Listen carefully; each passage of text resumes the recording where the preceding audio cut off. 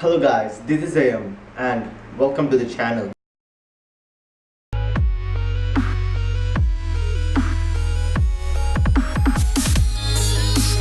This is a continuation of the second video in the Tech Talk series. And in the last video, we have talked about how large companies like Facebook and Google are managing to serve these many requests which are increasing at exponential rate. We now know that we have to load balance the requests across multiple data centers to handle these many requests. We also learned that the main technique that is used for load balancing is hashing. In this video, we'll learn why just hashing will not work and why we need to introduce a new hashing technique like consistent hashing. Now let us understand how load balancing will work with just hashing. So let us consider n number of cache machine. We have to allocate an object O to one of the machine in 1 to n cache machines. How do we do it? We just load balance with the help of using a hash function. Any hashing technique uses a hash function. One of the simplest hash function is using mod. We will use the hash function hash of O mod n.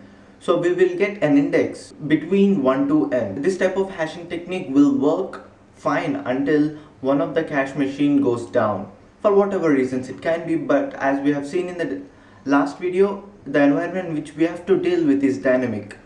So objects can be removed or cache machines itself can be removed or added.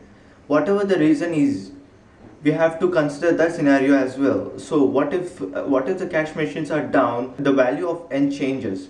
If the value of n changes, then every object that is hashed will allocate to a new location. So as a result, the uniformity and consistency of the hashing is lost. So thereby we need to use consistent hashing technique to make the allocation of the objects to the cache machines consistent enough for the future allocations as well. So in this video we will be talking more about consistent hashing and in specific consistent hashing technique which was developed by Google, and it is named as consistent hashing with bounded loads.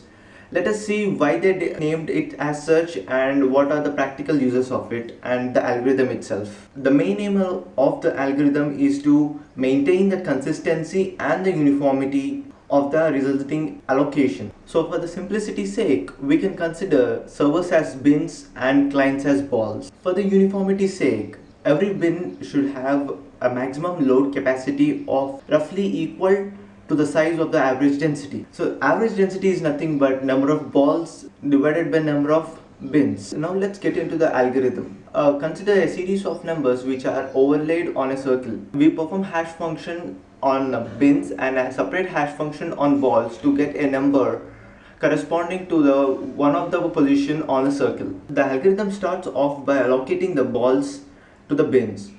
So this is done in a specific order independent of the hash value. So each ball will be allocated to the bin order of their IDs in the clockwise direction. Let us take an example of 6 balls and 3 bins which are overlaid on a circle by performing separate hash functions respectively. So as we have discussed, each bin should have a maximum load capacity. For the sake of instance, we'll consider that each bin has maximum capacity of 2, and we start allocating the balls to the bins with the increasing order of IDs. Now let us look at how the allocations will happen. Ball number 1 moves clockwise direction and hits C. Ball number 2 goes to A, and ball number 3 and 4 goes to B, and 5 goes to C.